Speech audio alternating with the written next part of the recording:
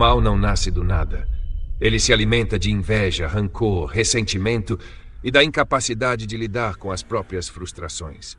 Antônio é quase a personificação da banalidade do mal, como diria Hannah Arendt, pois age com frieza, sem culpa, usando a violência como válvula de escape.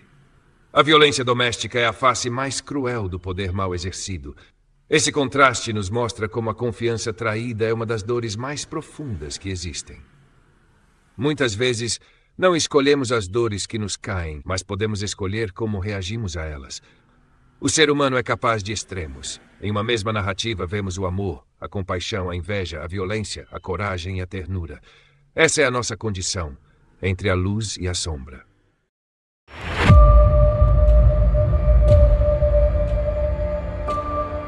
Audiolivro O Silva.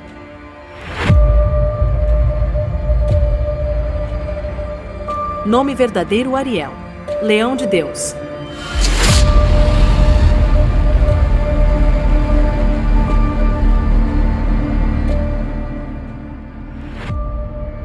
Dedicado a um anjo maravilhoso na vida real, Sônia Maria Pascoal, depois Stutzer. Coloque fones de ouvido para uma imersão mais profunda e emocionante. E boa audição.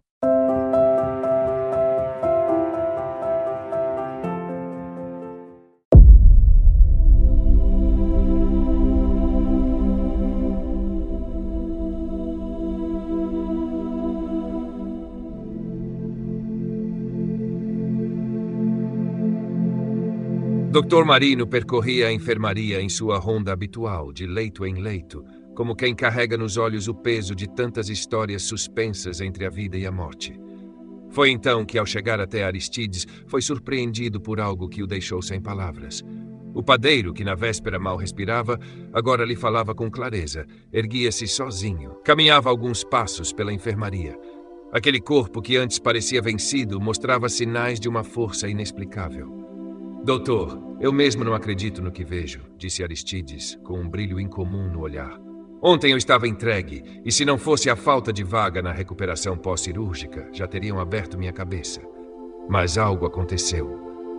Um anjo me visitou, pousou as mãos sobre minha cabeça e, enquanto orava, senti um calor atravessar-me. Abri os olhos e tive a certeza. Era um anjo diante de mim.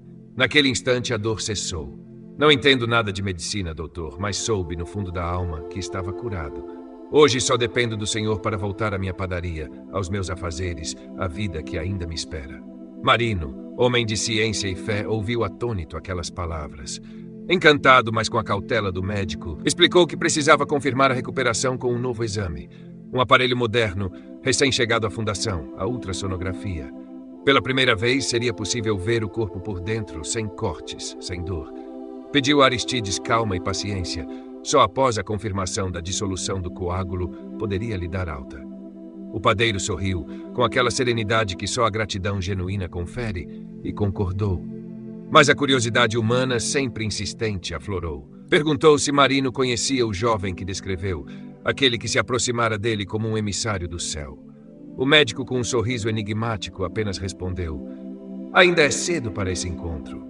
Se for da sua vontade, quando chegar a hora, eu mesmo o levarei até ele. Aristides, tocado pela amizade e pelo mistério, segurou as mãos do médico e as beijou. Marino estremeceu, sentindo a força daquele gesto que vinha do fundo da alma de um homem simples. Aristides, então, fechou os olhos e repousou, imerso numa felicidade que transbordava. Marino, ao se levantar, sentiu as próprias pernas fraquejarem, como se o invisível também o tivesse alcançado. Recobrando-se, correu ao telefone. Do outro lado da linha, Alzira recebeu a notícia com lágrimas de alegria. O marido voltaria para casa antes do esperado. Marino, porém, guardou silêncio sobre o anjo. Guardou também o segredo de ter testemunhado ele mesmo um milagre. O exame inicial não deixava dúvidas. O coágulo de proporções assustadoras estava lá e poderia ter condenado Aristides a sequelas irreversíveis. E, no entanto, diante dele estava um homem curado. A voz de Alzira tremeu ao perguntar se poderia contar aos filhos. Marino autorizou. Na padaria, Paulo atendeu o telefone. Ao ouvir a mãe, os olhos se lhe encheram de lágrimas. Chamou os irmãos e juntos se abraçaram, convertendo a notícia em oração. Não houve gritos, nem alardes de praça. Foi uma prece simples, serena, como quem sussurra gratidão ao céu. E tudo quanto fizerdes, fazei-o de todo o coração como ao Senhor, e não aos homens, sabendo que recebereis do Senhor o galardão da herança, porque a Cristo o Senhor servis.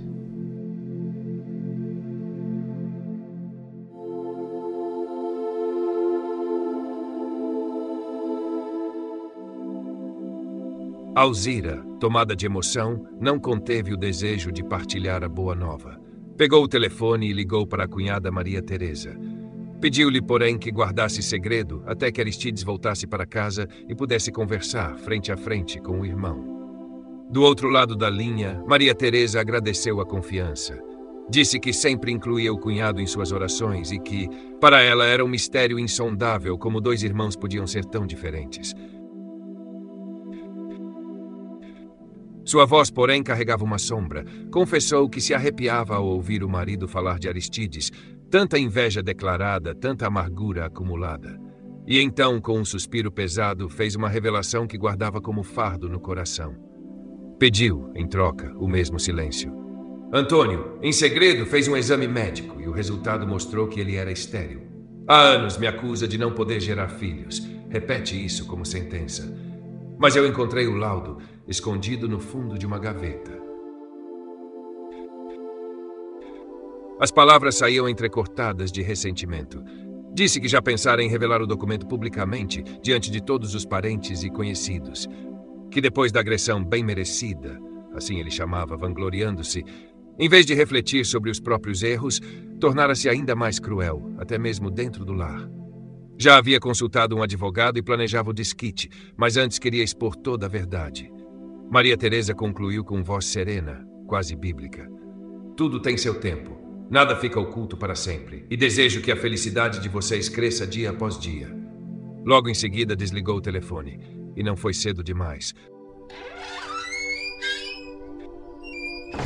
A porta se abriu de repente e Antônio entrou, o rosto ainda marcado por hematomas recentes. Os olhos, desconfiados como os de um animal acuado, percorreram a sala. Quem era ao telefone? Perguntou frio. Maria Teresa, copiando a máscara de falsidade do marido, respondeu sem titubear. Engano. Antônio a fitou demoradamente, procurando rachaduras na mentira. Nada disse, mas algo lhe corroía por dentro. O carinho entre eles já se extinguira há muito tempo. Desde a noite em que chegara ferido e a esposa não lhe perguntou sequer o que ocorrera, ele suspeitava que ela tramava algo. Naquele dia, ao encarar-se no espelho, quase enxergara estampado em letras invisíveis. Acabou. Mas seu orgulho não lhe permitia admitir o naufrágio da própria vida. Os negócios iam mal. Enquanto isso, Aristides florescia, ganhava respeito, amigos, prosperidade. Cada vitória do irmão era como sal em suas feridas. Era o ódio que o movia. Ódio cego. Cego a ponto de não perceber virtudes, apenas sombras. Quando, anos antes, discutira com Aristides por causa daquele estranho aleijado, a raiva explodira de tal maneira que quase provocara uma tragédia, quase atropelara uma mulher e a criança que ela conduzia pela mão. Antônio desconhecia o amor e por isso sofria. Sofria intensamente. Escondia-se atrás de sorrisos falsos que não enganavam ninguém. A falsidade em sua face não despertava simpatia, despertava pena. O amor cega, dizem, e não nos deixa ver defeitos. Mas o ódio também cega, e não nos deixa ver as virtudes. E Antônio, prisioneiro desse veneno, já não enxergava mais nada além de sua própria escuridão.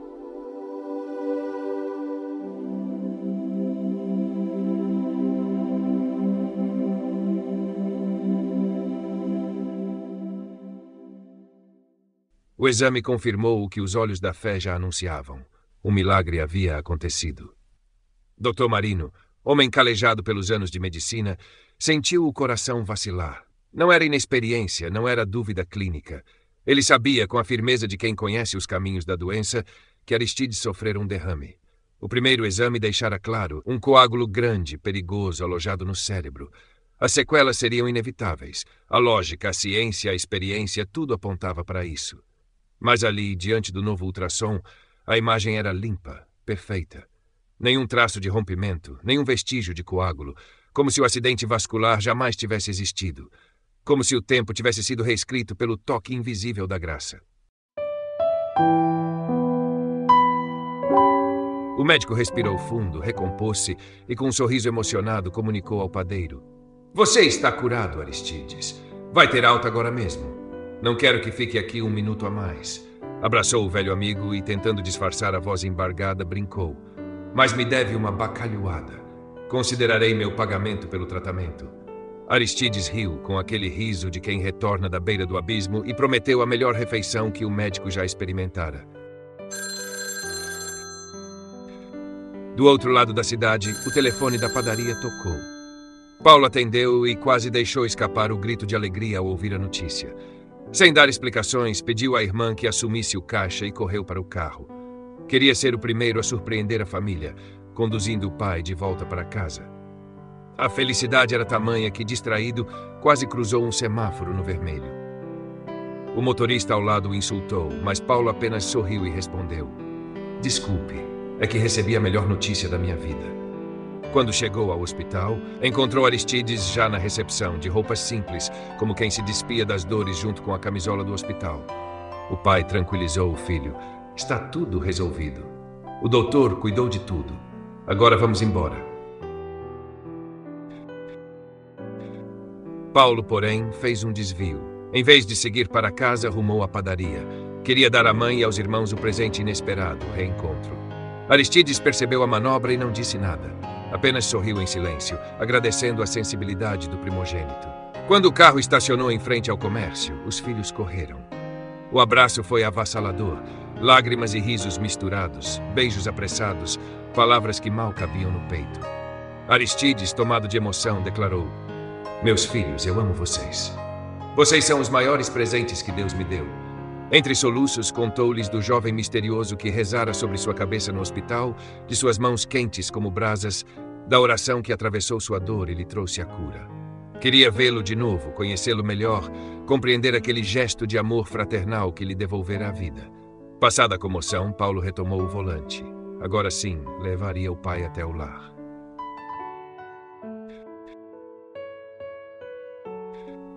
O reencontro com Alzira foi um terremoto de sentimentos.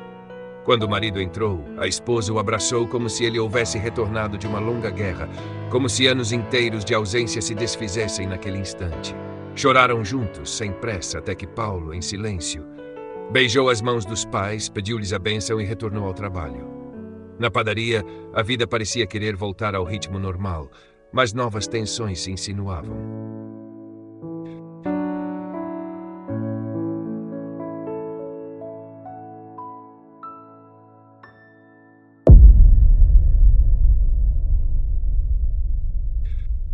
O engenheiro e o mestre de obras encarregados da construção do novo prédio, a panificadora no térreo, 2 apartamentos no alto, aguardavam-no com semblantes carregados. "Precisamos conversar em particular, Paulo." Ele os conduziu ao escritório dos fundos. Para chegar lá, atravessaram a área de produção, pois a entrada lateral estava bloqueada por carros. O cheiro de pão quente ainda pairava no ar, mas havia algo naqueles olhares que não cheirava a boas notícias.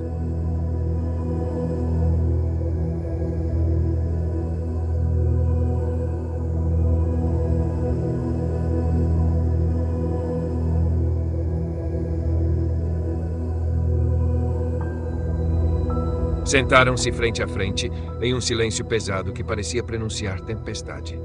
Foi o engenheiro Rui Neto quem rompeu a quietude, perguntando primeiro pela saúde de Aristides. Ao ouvir de Paulo que o pai já se encontrava em casa em repouso após a alta hospitalar, respirou fundo e comentou em voz grave: "Menos mal, diante do que preciso dizer." Paulo sentiu o estômago revirar. Conhecia o engenheiro, homem de poucas palavras, que só falava o essencial. Se vinha dali uma advertência, não seria coisa pequena. Conteve-se, esperando. O mestre de obras tomou a palavra, a voz firme, mas carregada de indignação. "Seu Paulo, em toda a minha vida nunca vi coisa igual. Tenho quase certeza de que alguém está sabotando a obra. Conversei com todos os serventes, um por um, e me garantiram que depois do expediente vão direto para casa. Mas à noite, alguém invade o canteiro, danifica o que construímos durante o dia. E como se não bastasse, ferramentas começaram a sumir. As palavras ecoaram como marteladas no peito de Paulo. Ele sabia da inveja do tio Antônio, mas nunca ousara imaginar que sua maldade pudesse atingir tamanha baixeza.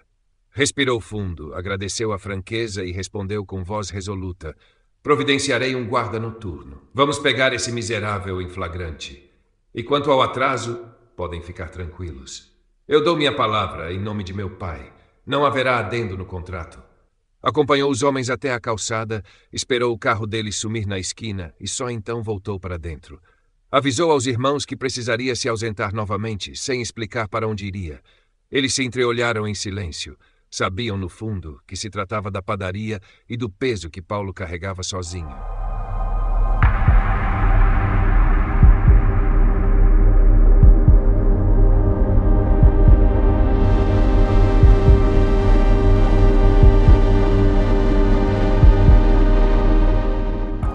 Dentro do carro, antes de ligar o motor, Paulo fechou os olhos. Fez uma prece breve, mas intensa. Senhor, não me deixe cometer uma loucura. Porque no fundo de sua alma já tinha certeza, por trás de tudo estava o tio Antônio. Dirigiu sem titubear até a casa dele. Entrou sem bater, como quem rompe uma fortaleza. Maria Teresa, assustada, ergueu os olhos e murmurou quase em desabafo: eu avisei ao Antônio. Isso não acabaria bem. Sem esperar explicações, conduziu o sobrinho até os fundos do quintal. Ali, cobertas pela poeira e pela vergonha, estavam ferramentas que Paulo reconheceu de imediato. Eram da obra da nova padaria.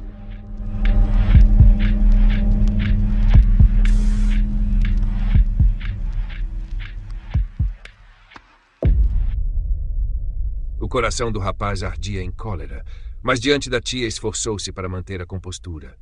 Apenas perguntou, contido: ele está no mercado ou no restaurante? Ao receber a resposta, despediu-se dela com respeito e partiu decidido. Encontrou Antônio no mercado. O tio, com a audácia típica dos cínicos, esboçou um sorriso debochado e atirou a primeira provocação. Então o machão já saiu do hospital? Eu, infelizmente, não tive tempo de visitá-lo. Negócios, você sabe.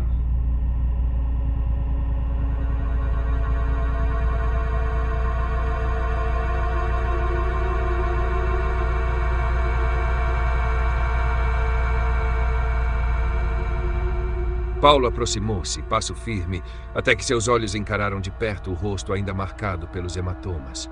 Sua voz saiu baixa, mas carregada de aço. Se você aparecer de novo na obra ou mandar capangas para destruir o que é nosso, o que meu pai fez com você vai parecer brincadeira diante do que eu farei. Fechou o punho diante do rosto do tio, a ameaça explícita nos músculos tensionados.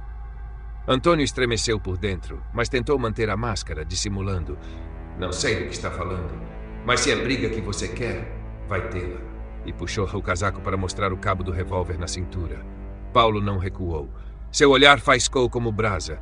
Já estive na sua casa, já recuperei o que você roubou. E não tenho medo de arma, muito menos nas mãos de um canalha como você. Virou as costas sem dar espaço para resposta. Saiu do mercado com a dignidade de quem traz a justiça no coração, enquanto o tio ficava para trás, engolindo o próprio veneno.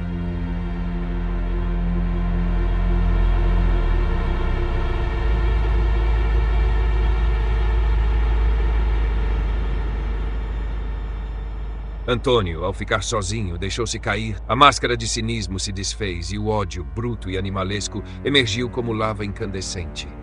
Incapaz de lidar com sua própria frustração, voltou-se contra a única pessoa que estava ao seu alcance, Maria Teresa.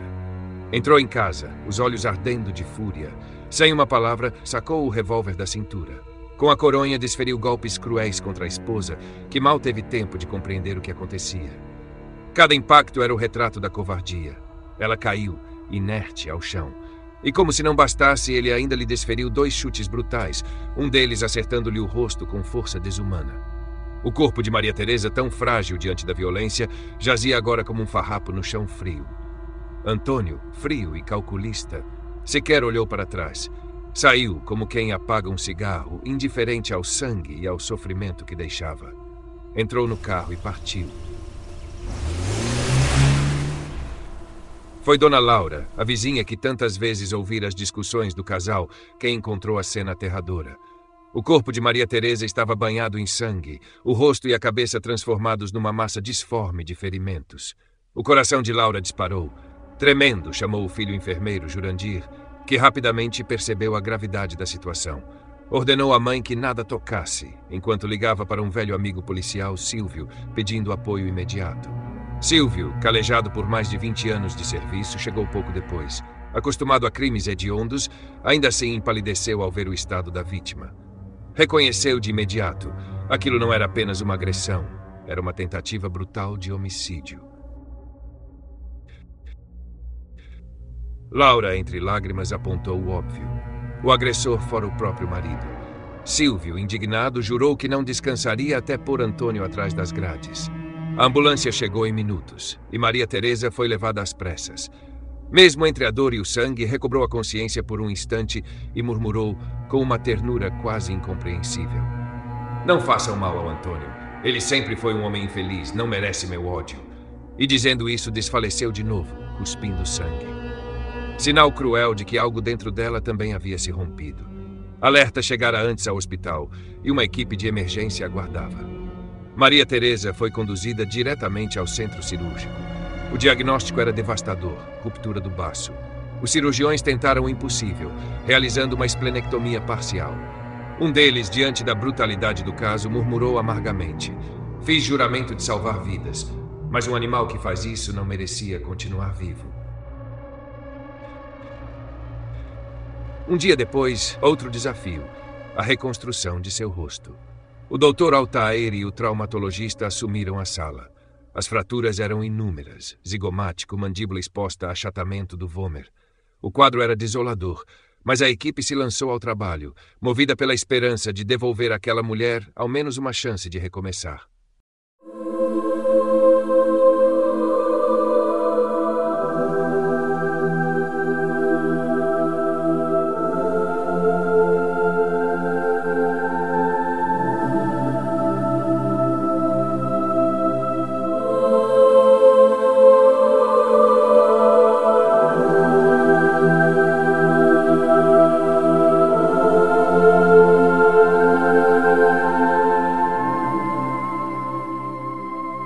A vida humana é um palco onde se misturam os contrários: amor e ódio, ternura e violência, compaixão e crueldade.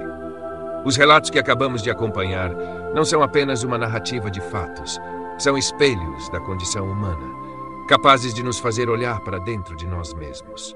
Antônio, movido pela inveja, nos recorda que o mal nunca brota do nada. Ele se alimenta de ressentimentos guardados, da incapacidade de lidar com o próprio fracasso. O que nele explode em violência é, na verdade, o reflexo de uma alma aprisionada. Seu punho e seu revólver não revelam força, mas sim fraqueza.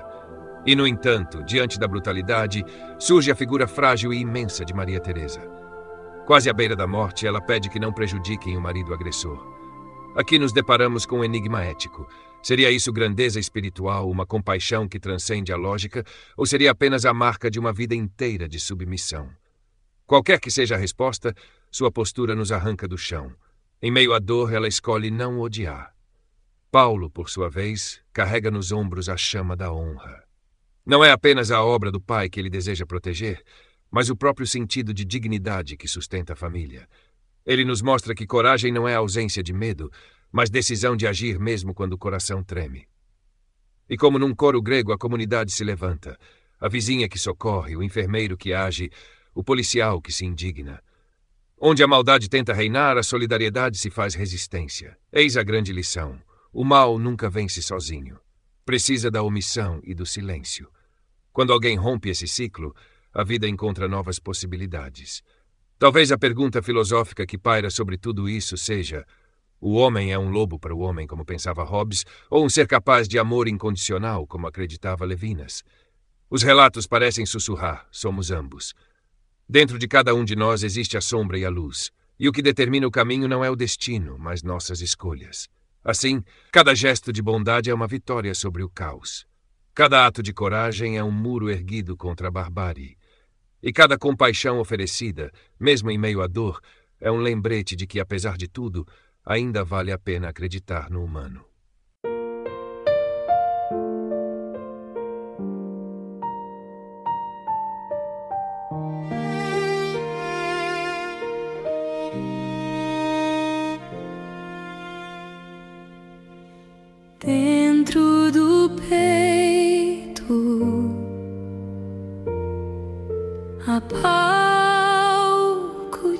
contrários,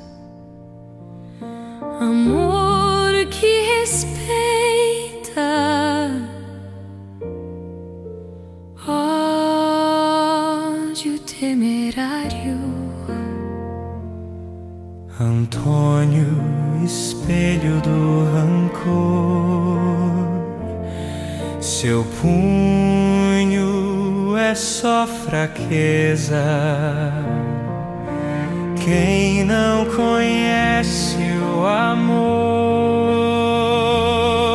se perde na torpeza.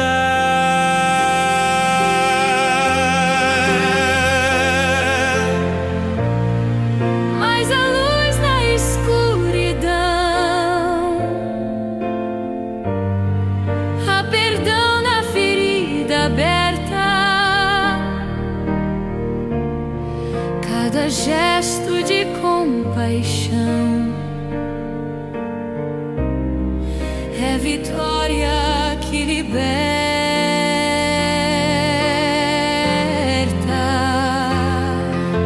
Maria Teresa caída em sangue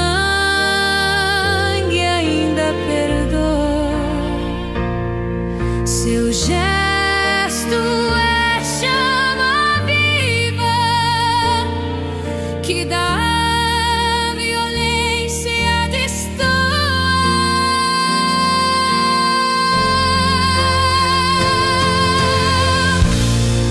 Mas a luz na escuridão, há perdão na ferida aberta. Cada gesto de compaixão é vitória que liberta.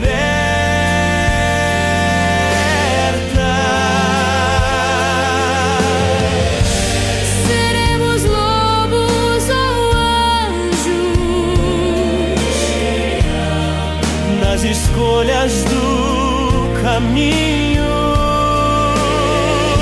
a vida pede coragem, porém não está sozinho.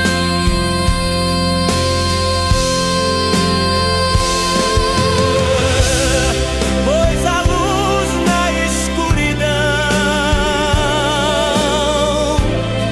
O eterno estará por perto. Ao mais frágil coração haverá o amor de Deus.